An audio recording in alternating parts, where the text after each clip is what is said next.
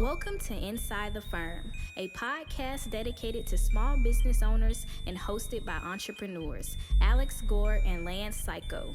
Each week, they take you on their journey of how to start, run, and grow a business by bringing you inside their architecture and real estate development firm.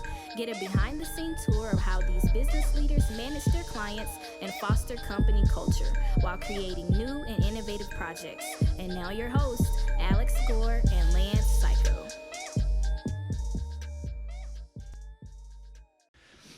Welcome to another episode of Inside the Firm. I'm your host, Alex Loves Books Gore. I'm here with Lance, who also loves books and documentaries. We'll get into it. We have a great show today. We're going to talk about where the tallest skyscraper in the U.S. might be. Architecture building firm budget survey. Interesting. You're gonna love this because Al loves numbers. If he was thinking about changing his name, it would be to a number, probably number 3. Number 9. Number 9. Sorry, you go multiples of 3. Al 9 Gore. I like it. Oh, that works. That does work actually. HOK will review all the great lessons from here. Pick up the book. Pick up the book. Designing a World-Class Architecture Firm by Patrick McLeany. And here we go, Lance. Speaking of being awesome, improving your life and being great and making a great firm, thus you have a great life, go to buildabetterco.com. Watch our 5 steps to increase your profit. Do that. Reach out to me. Build a Better Co. I can't tell you how happy I am with the whole group, what's happening in there, and how everyone's leveling up. Accurate data is crucial, especially in today's business environment. Outdated and inaccurate data leads to turnarounds, delays, and rising costs. With supply chain and staffing issues, these costs and delays can multiply. That's why a resource like ARCAT.com is so important. ARCAT works with manufacturers to keep their data up to date, accurate, and offers it to you easily accessible and free. Use ARCAT's powerful search engine to find what you need and download it right there on their site without needing to pay anything or even register. So try ARCAT.com today. That's ARCAT.com. All right, we're jumping right into it. I need to actually start recording my screen here because you're carrying the whole show. I'm carrying the whole show, and not only that, but I have some exciting news out of all places. You're never going to guess, Al. I don't know if you've seen this in the news. If you're watching on the YouTube, I've got Scripps News pulled up, which I've never even heard of this news source. But the headline is, you'll never guess where the tallest building in the U.S. might be built. It has to be in the plains. It is in the plains, and it says, obviously currently the tallest building in the country is World One Trade Center, which stands 1,776 feet high. A real estate investment company and architecture firm plan to submit a proposal to create the tallest building in the U.S. and the 5th largest in the world in a city that might surprise you if approved. The skyscraper will measure 1,907 feet, towering above the Oklahoma City skyline. That's right, Oklahoma City, currently the tallest building. Yeah, we already talked about that. That's crazy. So Oklahoma City. Yeah. Middle of the plains. Middle of somewhere. They aren't even showing, I don't even know if this is close to downtown. They're not even showing, the downtown side. I love it. They're showing, the suburban side. Yeah. So here's, it's an awesome idea. And the reason I'm bringing it up is because I think we've been increasing our architectural library like crazy over at F9, buying all kinds of books and watching all kinds of documentaries. Kundig. A lot of Kundig, a lot of Foster, a lot of Tadao Ando, a lot of Calatrava, lot of just the heavy hitters, a lot of heavy hitters, right? Because we're trying to be a heavy hitter, and you gotta learn from the heavy hitters. What the heavy hitters do is they place make, and that's what this would do for Oklahoma City. It would place make. Yeah, that's the value of that kind of cultural. And I would argue it would be cultural architecture in the sense of it's placemaking. Yep. Know what this inspires me to want to do? And we're reading another book as a firm, The Pattern Language by Christopher Alexander. So, Lance, you know how I think you kind of inspired it. We talked about how a residential building should maybe be stacked. Yes. In generations. Hey, families need to be on the bottom. First floor, 4 floors. Then you can have the 30 to 40-year-olds without a family, and then the penthouses on the top because they have the most money, because over time you accumulate the most money. You know where Gold's Gym is and Whole Foods is, and there's that empty lot. And I'm like, we need to take that concept. Who knows? It'd only be maybe 20, 30 stories. And that needs to be in Longmont in the southeast watch shape right there. cutting through, like how our firm isn't making that. No. So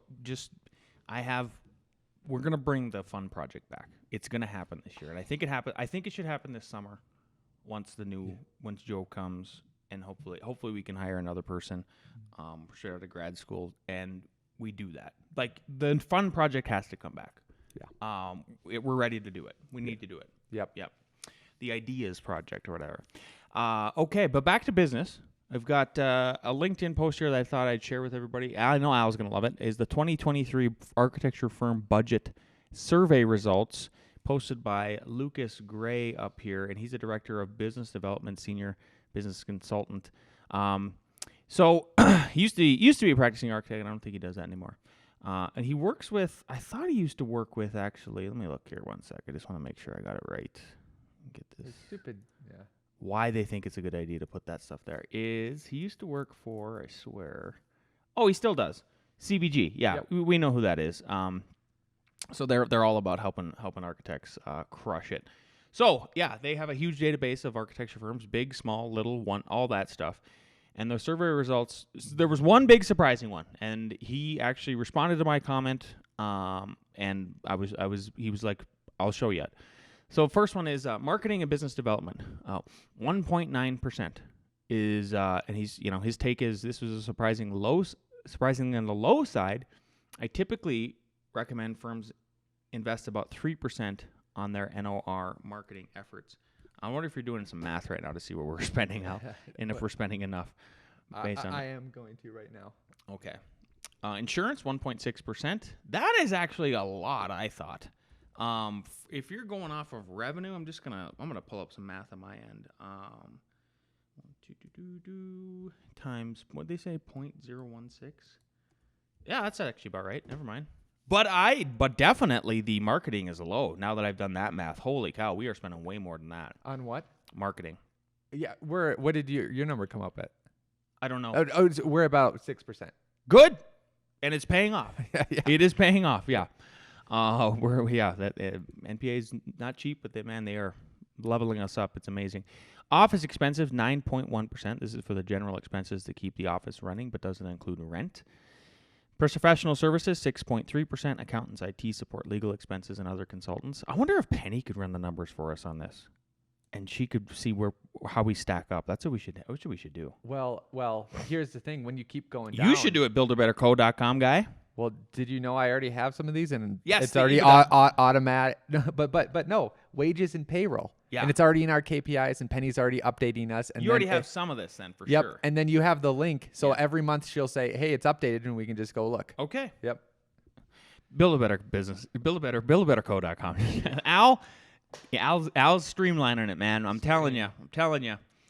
He's working with folks that are just a one-person firm up to like 12, something like that. Yeah. Like a nice bandwidth of it. So, yep. It used to have 30-person firms, so like I'd say above 50 we haven't gotten, but in that sweet spot of honestly 3 to 9 with one person too, 3 to like 15. And according to the HOK book, I still think it's true. The average size firm is 8 people. Okay. Let's see. Where were we at here? Professional rent and maintenance, 4.7%. General advice is to keep your firm's rent and maintenance costs to under 6%. Okay. Good to know. Ours is easily under that. Yeah, I would think so. Yeah. Yeah. And why? Because we took the risk, which gave us more responsibility, which then gave us more reward to design and build our own offices. Hopefully we end up doing that in Denver too, and then we keep it down as well. And then what that allows you to do is spend more money on marketing to get better clients. There you go. There you go. It all kind of filters in, right? Wages, 51.7%. This makes sense. He says, I expanded upon this in an earlier post, but ideal wages should be less than 50% for highly profitable firms. Interesting. That's his take, Al. I'm interested to see how it contrasts. Payroll burden, 9%. These are the other things related to employing people, things like payroll, taxes, healthcare, 401k contributions, etc. You were going to say something? No, it's right in line. Is it? Yeah. Okay. Some firms say a little bit higher, but if you're at 60%, which is 51 plus 9, that's right on there. Oh, right on when the you dot. include all the, yeah. But yeah, when you include all that stuff. Taxes and everything. It makes sense. Yeah. This one is the one I was surprised about. Net income EBITDA or profit, 15.3%. I'd love to see this inch closer to 20% on average for architecture firms, he says. This should be the goal you are all working towards. I agree. You should be 20% is really where you need to be. And especially if you can start putting some money away in certain ways, like at the end of the year. I think Al's getting some feedback that there's folks that's not the norm. Actually having a backlog of work ready for the next year, and on the top of that, having enough cash flow so you're not panicking come January 1st. It sounds like this is a major problem. Yeah, and the first thing to do in that when you're raking up your profit is to get then that safety net of 3 months income, 2.5 months income. That cash in there just makes life so much smoother. Yeah. And it makes it so that you're playing the game right, so that you're playing the rules right. Still, in a year that was a bit shaky economically, this is a healthy profit margin on average across firms that range from as small as 3 people to up to 60. And what I said is, surprised. Lance Cayko, easy, enjoyable, says surprised at 15%. Lucas Gray, himmer, says Lance Cayko, would you expect it to be lower? And then I said 100%, and traditionally it is usually 13%. Isn't it? Yes. Yeah. And with that 2%, because 13%, like they might just be measuring it slightly different. So, but it has historically been 13%, 12.9, things like that. So, 15 is great. But for all you listeners who are, we have a lot of students that actually listen to this podcast because they want to know the inside workings of a firm. They want to, we're open. We're easy and enjoyable here, and so we're part of this is just us getting it out there. Here's how it works. And there's a lot of data that we talk about on the show. But then for people who are just starting, hacker, this is for you, right? Numbers, like you're trying to. Everybody wants to understand what am I supposed to be making per year? So right there, if you're in the 13 to 50% range, great. You've achieved the basic average. Yep. But you want to be aiming for that 20 to 30%. Yep. Work on that. Go to reverocketship.com, level yourself up in that way. Go to buildabetterco.com. You won't get there if you're not considering stuff like that. Yep. And then obviously listen to this show. Okay. That's also Lucas Gray that I have. Okay. I have a shout out. So we got an amazing shout out 2 days ago from Matt Forget. I hope I'm pronouncing that right, and it's not French like forget. It's Forget. Matt Forget. That is a really interesting name, Matt. I love it so much. Thank you for being a listener on the show. He says, our favorite podcast, this one goes out to all architects, budding or fully seasoned, and to those who dream of one day starting their own firm, building their own empire, and breaking through any barrier that comes our way. These podcasts have been a motivation in our daily practice to continue pushing boundaries in our work. Awesome. I hope, Matt, you are thinking about becoming an architect builder. That's the ultimate level up. And then actually the ultimate one is developer. You wear all three, you murder, you crush it. The risk reward, all that good stuff. These podcasts have been, leave your podcast recommendations below, he says. Gives us some hashtags. And here's their 5 favorite architecture podcasts. Matt is the co-owner of 5 Architecture. Entre Architect, Mark Page, of course. The Rich Webster Show. The Rich Webster Show is an unfiltered look behind the scenes of how Rich Webster run his businesses. Business Movers with Lindsey Graham. Not the senator. Thank God. That would be a little bit. And Inside the Firm with Al Gore and Lance Cayko. And then Life of an Architect. Wow. Really honored to be listed among those 5, Matt. Appreciate the shout out for that, buddy. And keep listening, keep sharing. Love it. Thank you very much. Made my day. Yep. The next thing I have to talk about and share is HOK. Back to the HOK book, 7 Ways to Design a World-Class Firm. We're now at the end of chapter 4. So I've got a few here. One that actually led to the title of today's show, which is Praise Good Work Publicly, Deal with Problems Privately. Mm-hmm. I think everybody understands the last part very simply. Deal with problems privately. Like, nobody likes to be scolded publicly. But the praise good work publicly is the big one to bring to the forefront for me. So number 1, encourage collaboration inside as the best way to compete outside. So your team, right, have your team needs to be team oriented and know that like the enemy is outside there. It's not internal. Respect your employees and they will return the favor. Set egos aside to seek out the very best ideas and solutions no matter who they come from. Number 4, develop your own form of considerate communication. I've been really trying to do a lot of please and thank yous with everybody. Hey, can you please look at this? I didn't do it this morning. What I should have told Al when he sent me the sideways video, when Al sent me the sideways video this morning, I should have said, well, first of all, we're talking about like a check. I should have said, please do not cash it then, and put it on at Gresh's desk. Oh, I did say, screw it. Never mind, I did add it. And please turn your phone sideways when filming. Now I want to die. Okay, wait. Hey, which way is sideways? What's that? Which way is sideways? This way. So it was that way. We're going to look at his phone, and we're going to do some forensics. Which way is this? This is sideways. You filmed vertically. What you didn't do is, here's what happens. Look at this. Here's your video, right? Okay, look up top. See that? Yeah. Before you hit film, you need to do that. Nope. I am a professional fisherman who does videography, and then I do all the video for this show. I know what I'm talking about. Please don't argue, Al. Thank you. Dude, this is the issue, is that you are assuming you're right. But I guess what I should have said is if you are going to boomer film on your iPhone and you insist that it's turned sideways, but it's not, then just please make sure you go to edit the video real quick and just turn it the right way. So I'm not having to do this. I do want to see how that. I just filmed sideways. Everyone could see on the thing and sent it to you. So I want to see if it comes the same way or not. Okay. That one worked. But I guarantee there's. You know a what? difference. Then maybe it was me. Yeah. Then maybe it was me. Okay. Look at that. Criticizing publicly. I'm okay with it.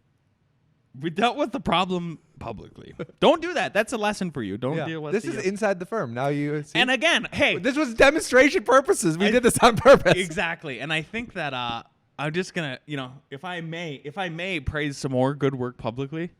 I believe this is the 4th episode I've done this now in a row. Thank you, Joe Biden, for crushing it with the oil production. Good job again. You're killing. And Mayor Pete. I got in. My last flight back from Fargo, I got in 45 minutes before we were supposed to be there. Air travel is suddenly pleasurable again. Mayor Pete is the mayor of what city?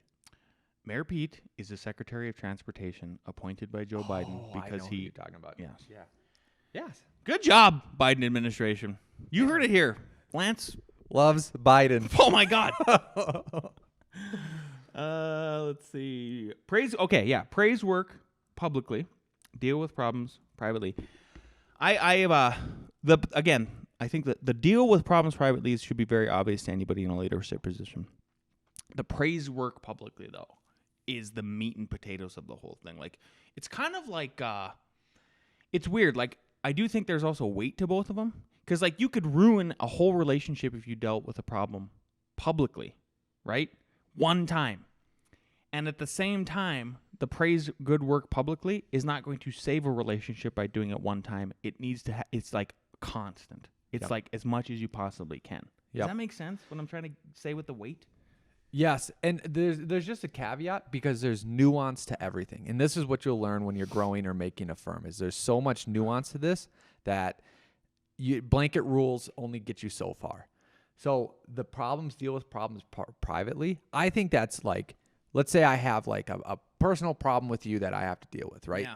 I'm going to deal with it privately.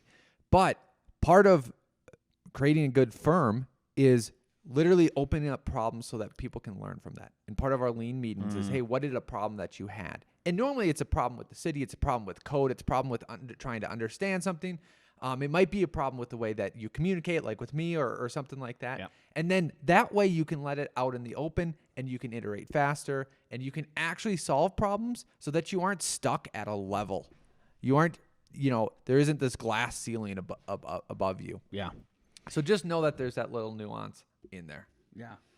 And if you can provide I like that I always brought that up about our lean because it's sort of like a neutral public forum. Yeah. To bring it up. Let's see. Number 6. Take good care of your employees, and they will take good care of your clients. Yep, you gotta do what you can to pay as much as possible, be as flexible, listen, all that stuff.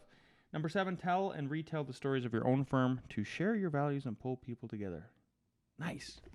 We do that often. I feel like, obviously this show, but I'm saying like with staff. I love telling those kind of stories about old clients that were this, that, and the other. We have that experience. Super important. Yep.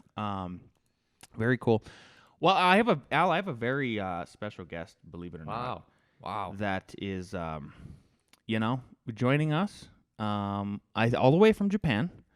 Maybe he's there. Actually, I don't know. Is he still alive? I was just looking it up. It says he's 82 years old. Okay, good. He's alive. Yep. Zaha is not. Yeah. And that was, Anyway, what we have Tadao Ando is joining us, and he's got some insight into the contractor-architect relationship.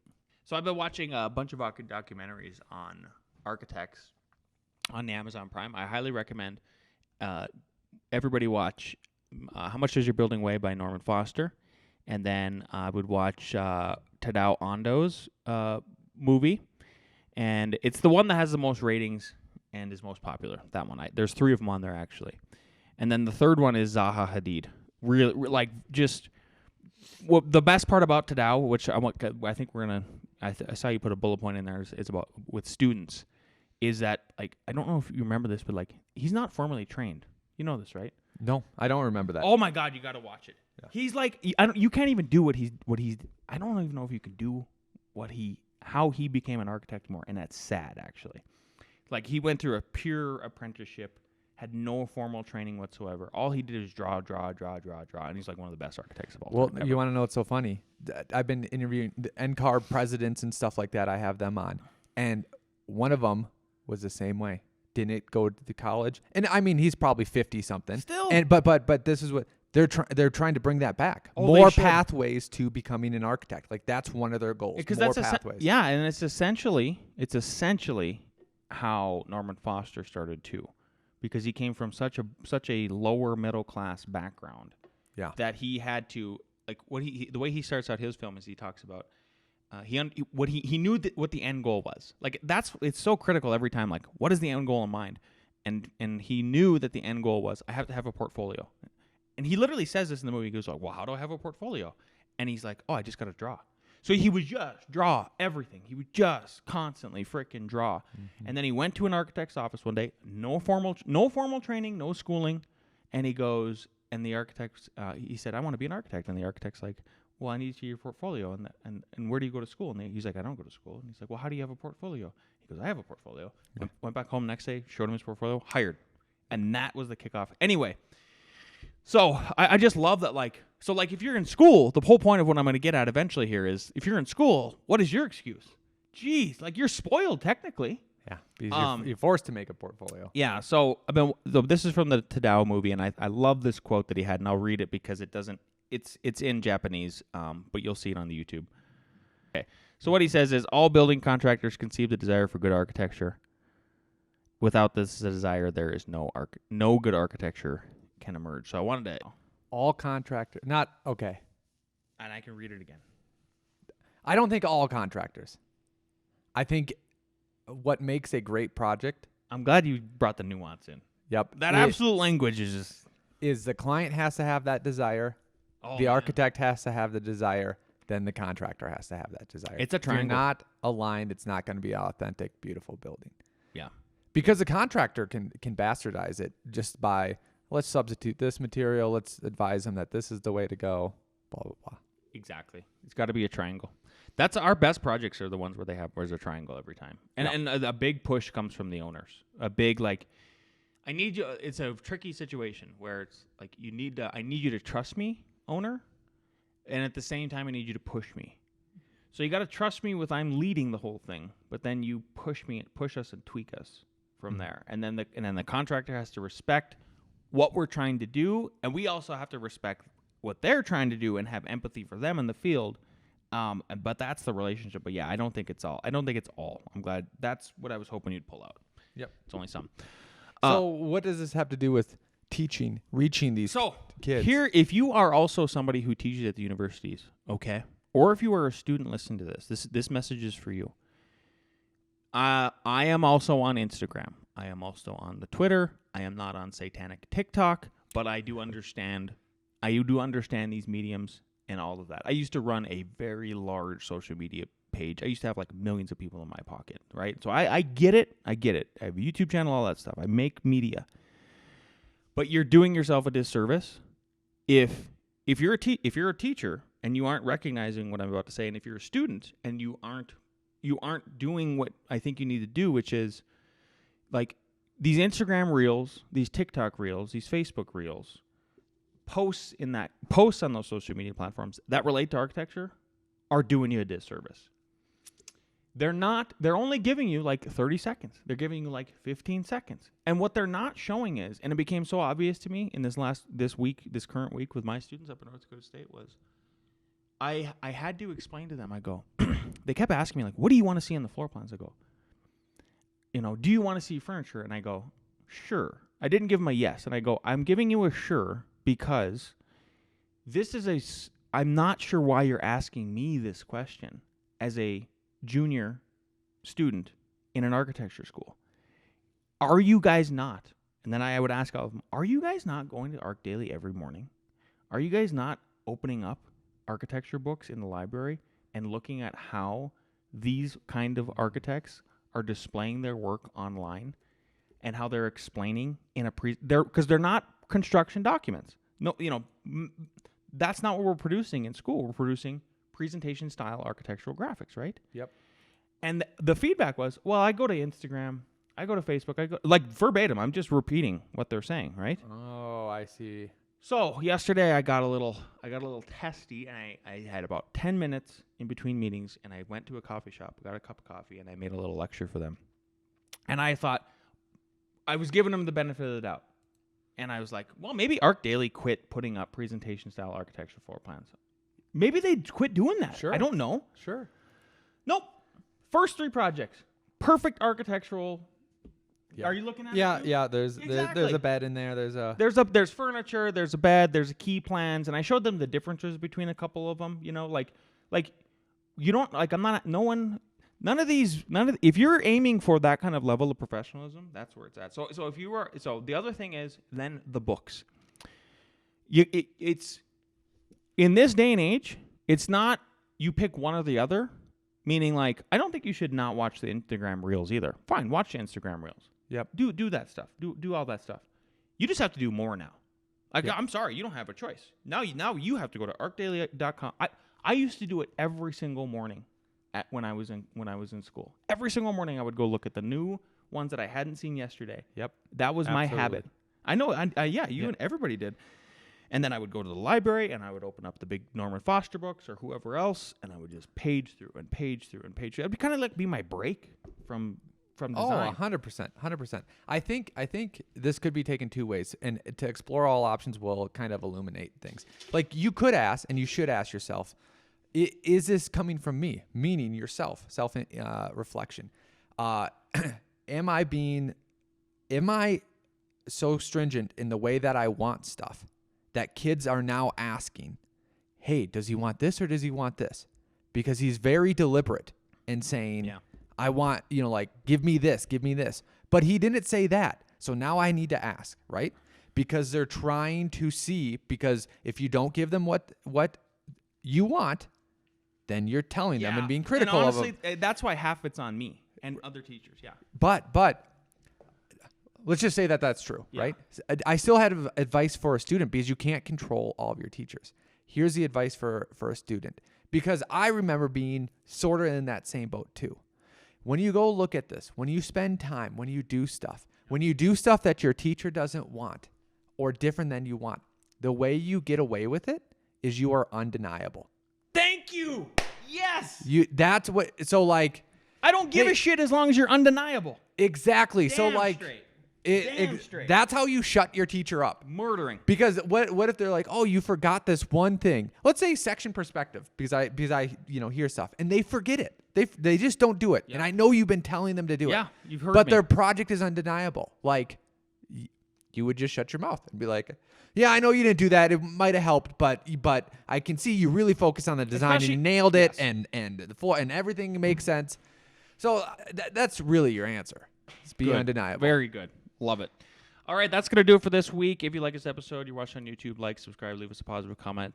Share that we're the top 5 podcast, architecture podcast on LinkedIn. We love that kind of stuff. And if you're listening terrestrially, leave us a 5-star review on iTunes. We'll see you next week.